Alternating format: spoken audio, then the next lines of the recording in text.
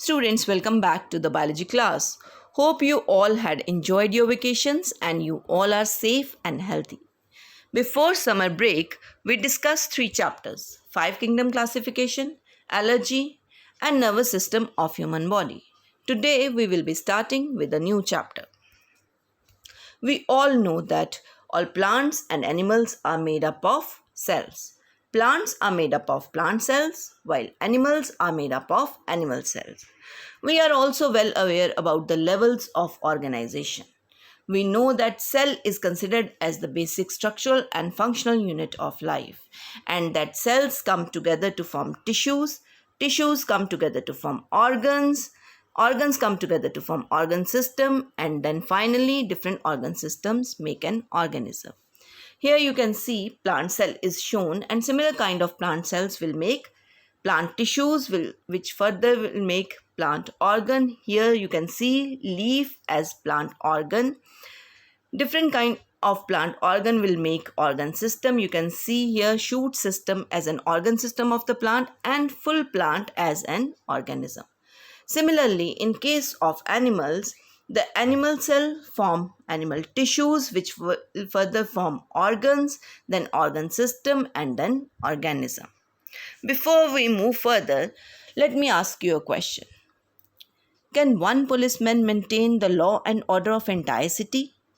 Can he make all the arrests alone? Not really. But a lot of policemen together carrying out a similar duty will be able to tackle the entire population properly. They will be able to maintain law and order of the entire city. Similarly, one cell cannot perform all the functions of the body, but a lot of cells together accumulate to form a structure called tissue, which performs specialized functions of the body. So students, today we are going to study about tissues. Tissue is a group of similar cells specialized to perform a particular function. Tissues can be of two types: animal tissue, plant tissue. Animal tissue is collection of animal cells, while plant tissue is collection of plant cells. First of all, we will study details of plant tissue. Plant tissue can be further of two types: meristematic tissue and permanent tissue.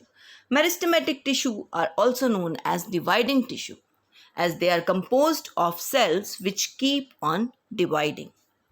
Permanent tissue are also known as non-dividing tissue, as they are composed of cells which have lost their ability to divide. They tend to become specialized for a particular job. First of all, we will be studying meristematic tissue. So, meristematic tissue divide actively throughout the life of the plant. They are found in those regions of the plant which keeps on dividing. Let us study the characteristics of meristematic tissue. Cells present in meristematic tissue are living and thin-walled. Vacuoles are small and few in size. The cells contain a dense protoplasm and prominent nuclei. The cells can be spherical, oval, or polygonal in shape. They do not store food material and are in active state of metabolism. Active state of metabolism means they keep on growing and dividing. Let us study the types of meristematic tissue depending on their location. So, depending on the location, meristematic tissue can be of three types: apical meristem, intercalary meristem, and lateral meristem. Apical meristem is present on the growing tips of shoot, which is known as shoot apex meristem, and the growing tips of root, which is known as root apex meristem. Its function is to increase length or height of the plant, and this growth is considered as primary growth. Intercalary meristem is present at the base of leaves or internode, and it helps in increase in length of organ like leaves and internode. Lateral meristem is present on the sides of stem and root. Lateral meristem is of further two types: cork cambium, which is found beneath the bark, and vascular cambium, which is found in the vascular bundles.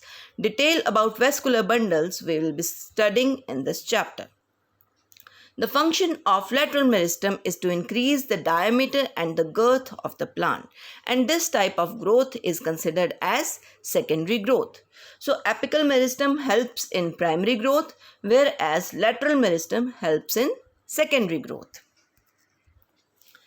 Let us understand the location of these meristematic tissues in these diagrams. So first of all, apical meristem, it is found in the tip of the shoots and roots.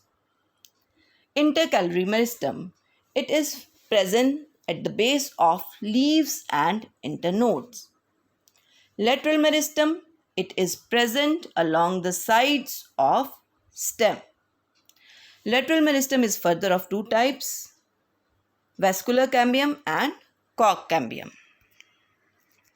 So students, today we introduced the chapter tissue, in which we studied plant tissue and animal tissue. That tissues are of two types, plant tissue and animal tissue. We started off with the plant tissue. That plant tissue is further of two types, meristematic tissue and permanent tissue. Meristematic tissue is also known as dividing tissue, whereas permanent tissue is also known as non-dividing tissue. So meristematic tissue is further of three types on the basis of its location: apical meristem, intercalary meristem and lateral meristem. Students, hope you have understood and enjoyed today's chapter. I'll be back with another topic soon. Till then, stay safe. Thank you.